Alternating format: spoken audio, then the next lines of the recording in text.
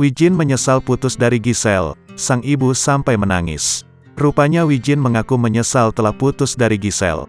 Selain itu, saat Wijin putus dari Giselle, sang ibunda sampai menangis.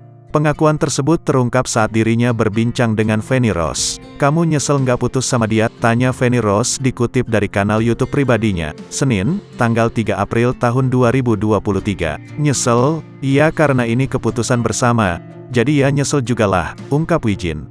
Terlebih, keluarga juga sudah cukup dekat dengan mantan istri Gading Marten. Lebih lanjut, Wijin mengungkapkan kabar putusnya dengan Giselle membuat ibunya menangis.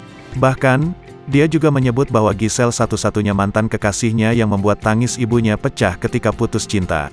"Nangis mami aku. Dari semua mantan yang pernah aku pacarin," ibu Wijin nangis. "Kok bisa sih putus sih?" lanjut Wijin. Terus Giselle yang jelasin, "Akhirnya dia nangis," imbuhnya sambil mengingat ucapan orang tuanya.